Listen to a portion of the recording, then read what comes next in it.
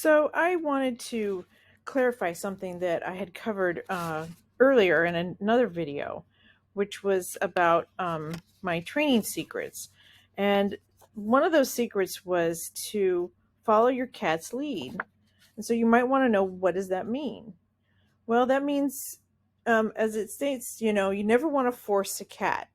And we're going to get into a little bit more in depth on what it means to actually follow your cat's lead as you train them to do tricks, walk outside, and just be an all around, terrific companion. So, as I said, you want to follow your cat's lead, and you might want to know, what does that mean? So that means you want to teach your cat and do your training when your cat's interested. So that means paying attention to when your cat's awake and when they're asleep. So when they're kind of sleepy, training them isn't going to work. If you're going to train with treats, you want to make sure your cat's a little bit hungry. It's going to make a big difference in your success. And just remember, you can't work with your cat like you would a dog.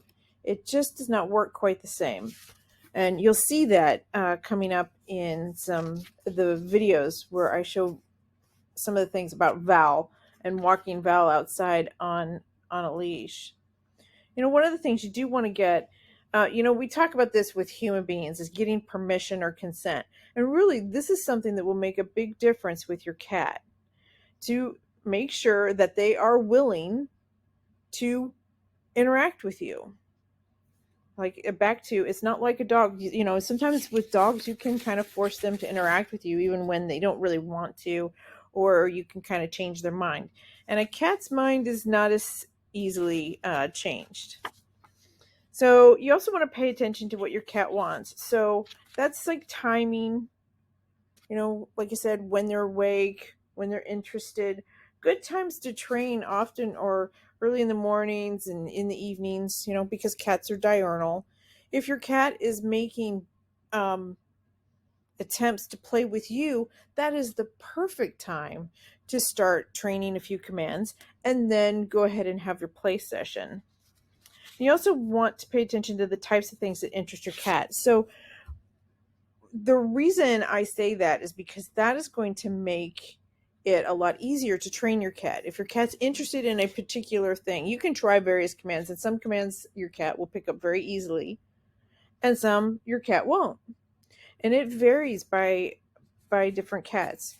So, for example, I was able to teach Val to come, and he comes to his name, and it was very easy for me. And for other people who have trained their cats to do amazing things like high five and to sit and maybe even to stay, they still can't get their cat to come. But I can't get my cat to do a high five, and I may never get my cat to do a high five because it might not be something that he wants to do.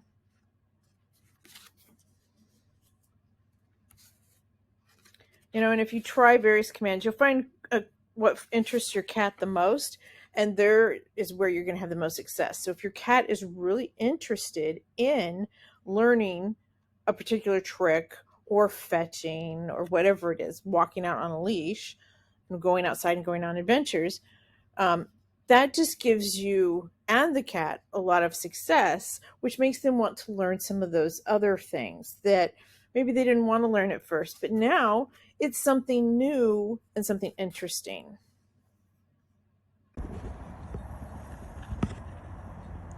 Okay, so this is, part of letting your cat, lead when it comes to training.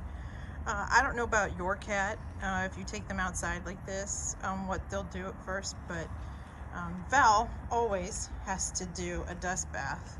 And it's kind of a ritual that he likes to do before he gets around and explores. And as you'll see, and unlike with a dog, this leash is really loose, and I'm not dragging him or directing him to really go anywhere. I'm letting him explore and do what he wants. Now, there's times when I will pull on it and try to direct him into a certain direction. Just gentle. Nothing too harsh, because he can figure out a way to possibly twist himself out of his harness. It's a little loose today. I didn't tighten it before I brought him out. So as you can see, he's quite happy and exploring. It's been a little bit since we've been out. It's been cold and rainy. So he's a little out of practice. So you can see a little bit of nervousness and flipping of the tail. But as you see, I'll follow him around and kind of let him do his thing, at least up to a point. There are times when I want to train him to go out on the sidewalk rather than just in the yard here, and so I will actually pick him up and then put him down and try to get him and get his attention. So that's another thing that you'd want to do, is play to your cat's abilities and strengths. Now see, he comes right to me as soon as I crouch down, and so anytime I do that, I can't get him on the camera, but it's a good thing for your cat to do. And if not, you know, little tongue clicks. There's different ways to call them and get their attention. And here he comes. And this is his safe spot, which is down near me, where he can be petted.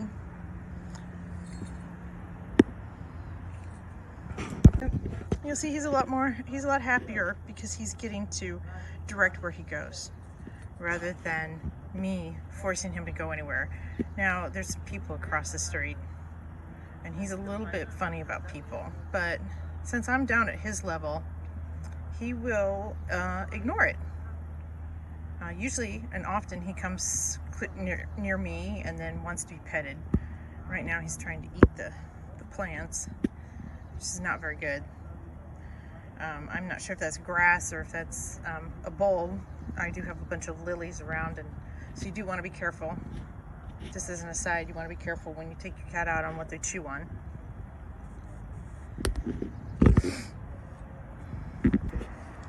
And also, you never want to force your cat to do anything. You can gently guide them. You can see I can pull. He's not really coming my way. There he turned, and he's coming. And that's what we expect. Good boy! That's a good boy, Val. And the one thing that this does by letting your cat take the lead is it just, you can see he's far more relaxed. You know, even on a leash, they're going to do more cat-like things. And I've seen other people's cats just run on a leash. Val hasn't quite gotten to that point. He's done it once or twice. He even climbed a tree once, but it's not typical. So, and since we haven't been out for many days, he's a lot more comfortable being closer to me rather than far away. And again, you just want to read your cat. Like I said, let him or her, you know, kind of direct the exploration. Now that means that you don't really walk very much, because as you can see, I'm doing a lot of standing. But he's enjoying himself, and that's the whole point, is to have your cat enjoy him or herself and be a better cat. Because what I found is that my cats, when they get a lot of activity like this, they do a lot less naughty things in the house, so they're a lot less likely to scratch the furniture. They're definitely less likely to pee on the walls or on the doors. We do have outdoor cats, so marking is not uncommon, because the outdoor cats mark, and then that gets the indoor cats to do it too. So, but this extra activity, and this isn't the only thing we do, playing too, makes a big difference. And I let the cats take the lead when it comes to playtime too. So that means that they regularly bring toys and I toss them, or they'll bring a different kind of toy, like a wand toy, so that you know that they want to play with different kinds of toys. You know, they'll actually let you know what they want if you are paying attention. Good boy, Val. Looks like we're gonna, no? I thought maybe we were gonna go out. Nope. That is not something you want to catch. Good boy. Like I said, training is all about timing and interest. And I mentioned all that earlier. And one of the things you want to be on the lookout for is your cat training you on their own. So there are things that your cat might be interested in or show you some interest in. And those are perfect opportunities to train that behavior. You know, encourage whatever behavior that you're getting with praise or treats. And this is gonna make it so much easier for you to train your cat. It's gonna give you a very happy cat. You know, the easiest for your cat to learn, the easiest thing for your cat to learn, increases the cat's interest, and they become successful at it, and they get a lot of praise, and it makes them want to do it more. They want to do the same trick or the same action. You want to do it more because everybody's happy and there's a lot of success, and that's what we want when it comes to training your cat to be the best companion you've ever had. And always play to your cat's curiosity and love of variety. You know, you want to train and teach your cat things that are cat-like or up to, you know, to your cat's strengths. So work with your cat's strengths and you will be able to train out of them those things that you don't really like. Here, this is a picture of Finn climbing to the top of the shower. This is not something that I prefer that he do. It's something that I worry about him jumping off of. But this is the kind of activity, like he likes high places. So this is the kind of thing that, you know, from these high places, maybe there's a way to train him. I actually was able to help him get down ultimately on his own instead of having to try to grab him. So there's unusual behaviors that you'll see with your cat that are perfect opportunities for a little training, and you'll see a lot less of this, I guess in this case, dangerous behavior or the behavior that you don't want. And as I always advise, be repetitive, repeat the training over and over and over. Repetition, of course, is going to make it stick just like it would with a dog. And have patience. And as always, have fun, because this is all about having fun for you and your cat. Thank you for watching. And don't forget to like, comment, and subscribe.